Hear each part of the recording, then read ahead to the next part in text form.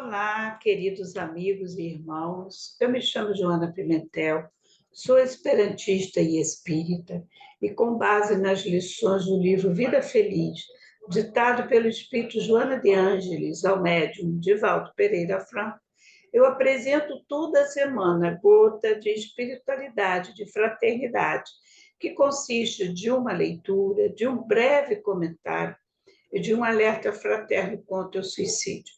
Sejam todos bem-vindos. Por favor, compartilhem, divulguem.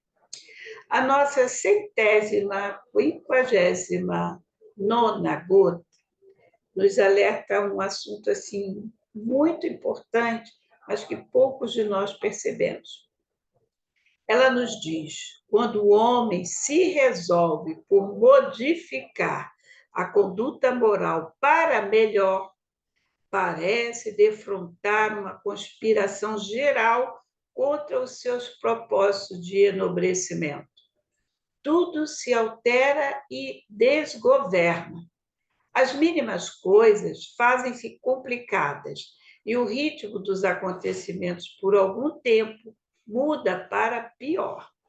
Esse estado de coisas leva o candidato à reforma íntima a retroceder, a desistir. É natural, porém, que assim aconteça. Toda transferência modifica o habitual. Na área das ações morais, a reação é maior, porquanto se penetra nas raízes do mal para extirpá-lo, a fim de dar surgimento a novos e equilibrados costumes. Não abandones, desse modo, os teus intentos de moralidade e crescimento interior, em razão das primeiras dificuldades a enfrentar. Aqui eu vou começar falando principalmente dessa frase: é natural, porém, que assim aconteça. Por que isso? Precisamos aqui de um conhecimento da base espírita que nós temos. Nós sabemos que estamos na Terra não a passeio, não com passaporte de turista. Nós viemos aqui para, primeiro, aprender a amar. Aprendendo a amar e na tentativa de aprender a amar, nós vamos evoluindo, que faz parte do nosso contexto. Não esqueça do nosso limite, berço e túmulo. Ninguém escapa desse limite. Então, tem uma finalidade dentro de uma lei superior que nós não conseguimos, pela nossa inferioridade espiritual, de compreensão, de conhecimento, entender, mas temos os veículos propícios para nos auxiliar a caminharmos e, com isso, abrirmos o nosso entendimento, o nosso conhecimento, para entendermos melhor toda essa engenharia divina. Então, quando ela diz que é natural, devido ao nosso nível de conhecimento, de fé e de perseverança. Precisamos ter coragem. Tem um livro, Jesus no Lar, que fala das reuniões que Jesus teve com os discípulos. E ele aconselhava. Tem uma leitura que me marcou muito, que perguntam direto ao Cristo o que é necessário para a gente vencer as dificuldades. E ele foi taxativo: coragem. Então, ter coragem é justamente nos contrapormos àquilo que vai nos puxar para baixo. Quando ela diz que é natural que assim aconteça, isso se deve ao nosso nível evolutivo, de pouca perseverança, de pouca fé, de pouco amor ao próximo. Porque a gente diz muita facilidade: eu te amo, mas vai ver na dificuldade. Conviver com aquela pessoa quando ela está com dificuldade. Aí é que a gente verdadeiramente vai mostrar o amor. Porque enquanto está tudo bem, é maravilhoso. Outro dia eu escutei uma palestra que eu ri muito. Falei: ser espírita na casa espírita, aqui na palestra, é muito simples. A gente quer ver ser espírita, ou seja, colocar em prática os ensinos de Jesus, porque o espiritismo nada mais é do que explicar Jesus para nós, e principalmente nos estimular a prática, né? Então, é isso que ele disse. Quero ver ser espírita, ou seja, ser cristão, estar com Jesus no dia a dia, na prática. o marido difícil, o filho difícil, e a vida difícil, e as quedas que a gente normalmente passa para aprender, nada é castigo.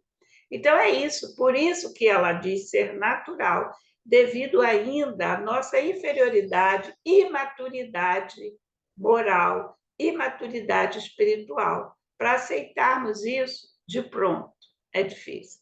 Mas a dor, como diz um espírito amigo no Evangelho segundo o Espiritismo, é uma bênção que Deus envia a seus eleitos. Isso aí dá uma palestra, mas é isso, e a vida nos prova isso.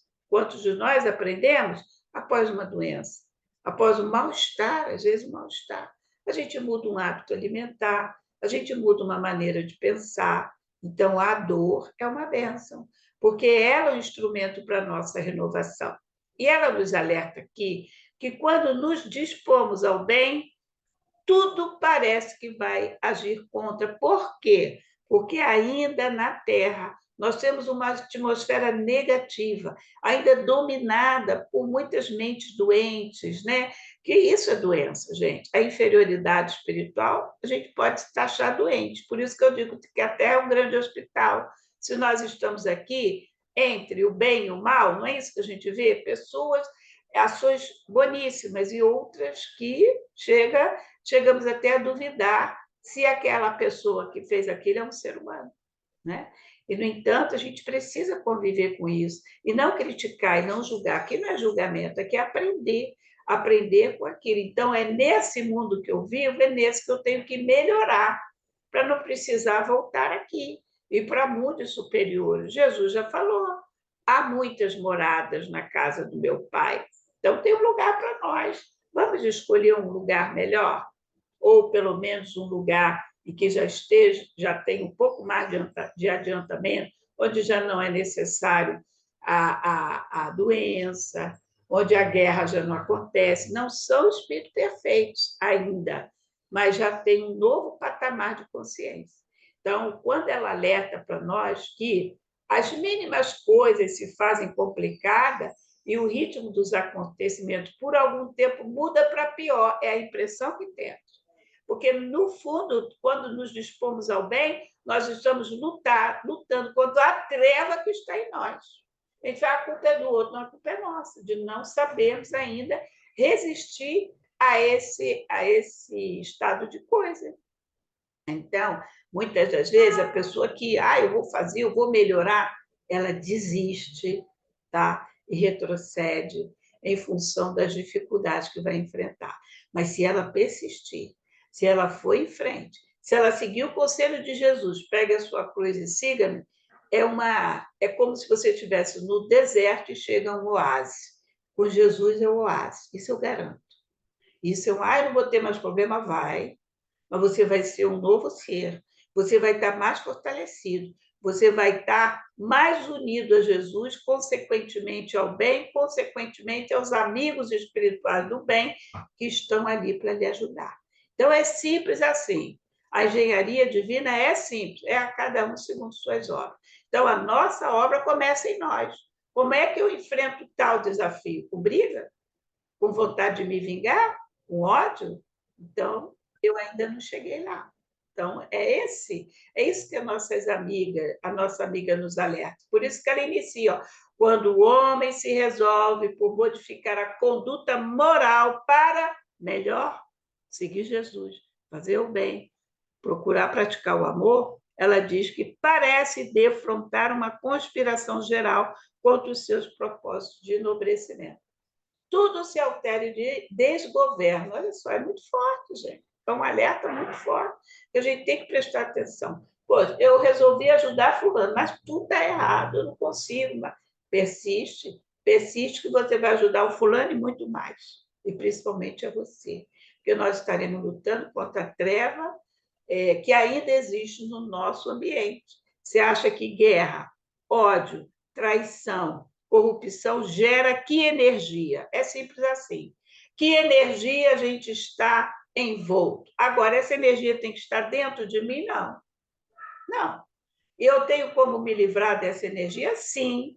Faça o bem sempre, perdoa sempre, segue Jesus, gente. É sempre assim. Eu costumo dizer, segue o sol, que o sol é Jesus, ele ilumina sempre. Quando o sol chega, ele ilumina onde tem que chegar. E não precisa sair de onde ele está. De onde ele está, ele ilumina todo o universo. Então, sejamos como, busquemos estar com Jesus, para estarmos sempre na luz, na paz e na harmonia. O nosso alerta fraterno contra o suicídio nos diz: suicídio não é uma boa opção. Somos seres espirituais, por isso imortais. Essa é a grande bênção de Deus, misericórdia. Procure outra solução, e ela existe, eu garanto. E com Jesus, então, fica mais fácil, embora, conforme a lição nos diz, vai parecer que está tudo difícil, mas deixa Deus trabalhar. Tenha paciência, continue na oração e persevere no bem, que assim é que nós vamos vencer. Que Jesus nos abençoe, uma excelente semana e que a paz esteja em nossos corações. Graças a Deus.